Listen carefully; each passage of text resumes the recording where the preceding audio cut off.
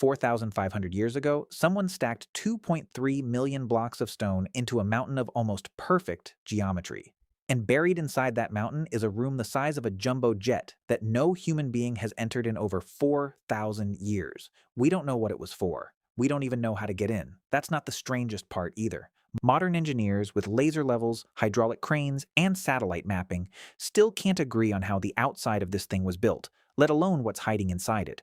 And in 1837, a British soldier found something so incriminating, so revealing, that he had to blast his way in with gunpowder just to see it, proof of exactly who was inside this pyramid, doing exactly what in a specific year 4,500 years ago.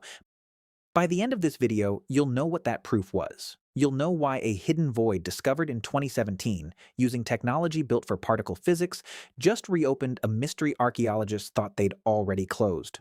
And you'll understand why the same civilization that built this masterpiece then spent the next few centuries getting worse at it. Let's start with the question that's kept archaeologists arguing for over a century. How did a Bronze Age society, no iron tools, no wheel for hauling stone, no written blueprint ever found, build something so precise that its base is level to within about 2 centimeters across a footprint the size of 10 football fields? That's not a rough estimate. That's measured fact. And it gets stranger. The four sides align to true north to within 1/20th of 1 degree. Modern buildings built with GPS rarely do better than that. So here's the real question, the one we're actually chasing. How far ahead of primitive were these people? And why does the answer keep changing every time we look closer? There's a second mystery folded inside the first. We know who ordered this built. We know roughly when. What we still don't fully know is what several of its internal spaces were actually for, including that massive hidden void nobody has ever entered. Keep that void in mind. We're coming back to it, and what we find will change how you see this entire building. Around 2560 BCE, Egypt was ruled by a pharaoh named Khufu. In roughly 23 years, his workers raised the largest pyramid ever built in Egypt, a structure so massive it stayed the tallest man-made object on Earth for nearly 3,800 years, a record it held until Lincoln Cathedral finally beat it in 1311 CE. Inside sit about 2.3 million blocks of limestone and granite. Most weigh around 2.5 tons, but some deep in the king's chamber weigh as much as 80 tons. And here's the detail that should stop you. Those 80-ton blocks weren't quarried nearby. They came from Aswan, nearly 500 miles away. 500 miles. No wheels for hauling, no iron. So before we even get to how it was built, we have to answer something stranger. How did an 80-ton block of stone travel 500 miles across ancient Egypt without ever touching a wheel? Hold on to that question too. The answer involves a discovery that archaeologists didn't find until 2013. Buried on the shore of the Red Sea, in the handwriting of a man who was actually there. Problem: for decades, the leading theory of how any of this got built was brutally simple. Thousands of enslaved workers dragged into the desert, whipped into hauling stone until they died. Decision: that story stuck. It fit a simple, cruel narrative, and for over a century it was repeated as settled fact in textbooks, documentaries, movies. Consequence: it also happened to be completely unsupported by evidence. Nobody had ever actually found where these slaves supposedly lived. Unexpected result. Then in the 1990s, archaeologists Zahi Hawass and Mark Lehner started digging at the foot of the Giza Plateau and found something that shouldn't exist if the slave theory were true. Not a prison. A town. New problem. Inside it. Bakeries producing thousands of loaves a day. Industrial-scale butchery. Enough meat to feed thousands. Grain storage built to support a rotating population somewhere between 10,000 and 20,000 people. That's already a fraction of the old Hollywood number, but it's what they found next that really broke the old theory. Solution: a cemetery. Right next to the pyramid. The kind of burial position reserved for people a state respected, not people it enslaved. Tombs held tools, bread, beer jars, grave goods for people proud of their work. And some skeletons showed healed fractures, not workers discarded when they broke. Workers who got treated and lived. Twist: these weren't slaves. They were most likely rotating crews of skilled laborers and farmers working during the Nile's flood season when farming was impossible anyway. Some blocks even have team names scratched into them. Friends of Khufu, Drunkards of Menkar, like a Bronze Age softball league with unbelievable stakes. So the slave myth is dead. But that answer just detonated a much bigger question. If it wasn't fear and the whip lifting these stones, what was strong enough to move an 80-ton block 500 miles and then lift it 60 feet into the air with essentially no margin for error? This is where the story stops being about willpower and starts being about engineering nobody expected from this era. New problem, moving stone up a slope is one puzzle. But first, the stone had to arrive. Dragging 80-ton granite blocks 500 miles over open desert, using only wood and rope, would have been close to physically impossible. Solution, the answer wasn't on land at all. It was the river. Blocks were floated downstream during the Nile's annual flood, when water rose high enough to reach near the construction site. And in 2013, at a site called Wadi al-Jarf on the Red Sea coast, archaeologists found something that shouldn't have survived 4,500 years. The oldest inscribed papyri ever discovered, a logbook written by a real named official, a man called Merer.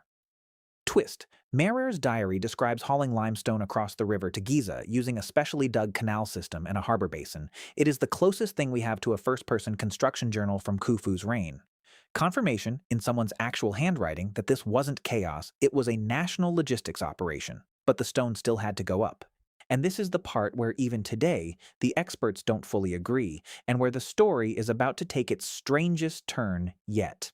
One theory, a single straight ramp, dragging blocks up on wet sand to cut friction, a technique confirmed by a wall painting showing workers pouring water in front of a sled.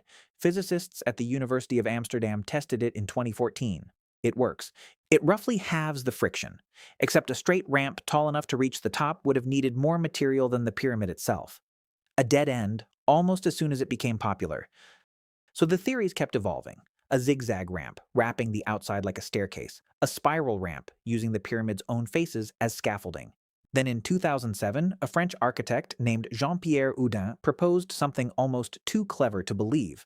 A spiral ramp inside the pyramid, tunneling upward through its own body, invisible from the outside, sealed shut the moment construction ended. It sounds like speculation. A nice story with no proof.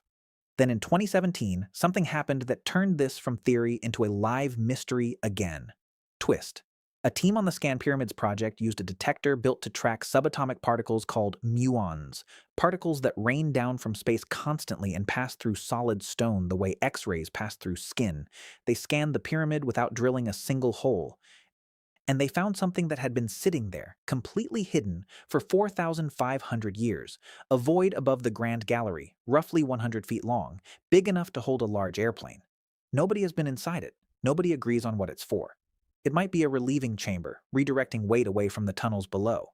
It might be the sealed remains of Houdin's internal ramp. Right now, both are honest, competing guesses, and that void is still sitting up there right now, unopened, unexplained, waiting. New problem. Even setting the ramp mystery aside, there's a second engineering nightmare nobody's fully solved. The granite ceiling beams in the king's chamber weigh up to 80 tons each, sit higher than a modern four-story building, and had to be placed with almost zero room for error, because one cracked beam collapses the room underneath it. Solution? The builder's answer to that is still standing directly above the king's chamber, exactly where they left it. In 1837, British engineer Howard Weiss found a stack of 5 separate chambers, flat granite beams under a peaked limestone roof, built purely to catch the pyramid's crushing weight and redirect it sideways. It's the same principle behind a modern load-bearing arch. Except this version was carved from solid granite, hidden inside a mountain of stone, thousands of years before anyone wrote the physics down. And it's inside one of those very chambers that Weiss found the thing that changes everything. For decades, one persistent myth claimed the pyramid was too perfect to be built by ancient Egyptians at all, that it needed outside help or knowledge we've since lost entirely. Here's why that myth falls apart completely. Weiss only found those relieving chambers because he blasted his way in with gunpowder, curious about a gap that shouldn't exist. Inside, painted directly onto the stone, was something nobody was ever meant to see again. Red ochre graffiti naming a specific work gang and referencing Khufu himself alongside a specific year of his reign. That's not decoration. That's a signature. Physical, dated proof, sealed in a room no living person had entered in millennia, confirming exactly who built this and it wasn't a lost civilization, and it wasn't outsiders. It was Egyptian engineers, using their own era's tools, coordinating an entire nation. And the precision wasn't luck either. To find true north, Egyptian astronomers most likely tracked 2 circumpolar stars rotating around the celestial pole, marking the midpoint between their rise and fall. To level a base the size of 13 football fields, they likely used networks of water-filled trenches, because water always finds a perfectly flat surface. No modern instruments. Just an elegant, repeatable trick that any engineer today would recognize instantly. The mystery was never whether humans could do this, it's how they made something this precise look effortless, and left behind so little explanation that we're still piecing it together one accidental discovery at a time. So why does the Great Pyramid still defy modern science? It doesn't, not really. It defies modern assumptions. Egyptian engineers combined a handful of ordinary techniques, seasonal river transport, water-lubricated sleds, load redirecting relieving chambers, star-based surveying, and a massive rotating workforce into one project with almost zero room for structural error, using nothing but Bronze Age tools. We've closed most of the gaps now. What we still don't have is certainty about which ramp system actually reached the top, or what that hidden void above the Grand Gallery was really built for. Those aren't failures of ancient genius, they're gaps in our evidence. And every year, new technology like muon scanning closes those gaps a little further. The Great Pyramid isn't a mystery because ancient people couldn't have built it. It's a mystery because they built it this well, and left so few instructions behind that 4,500 years later, we're still reverse engineering their thinking, one accidental discovery at a time. The Great Pyramid stood taller than anything else humans had built for 38 centuries. Longer than the entire Roman Empire existed, longer than most civilizations survive, period, which makes the next part almost impossible to explain. If Khufu's engineers were this far ahead, why did the pyramids built after his only get worse? More resources, more time, more experience.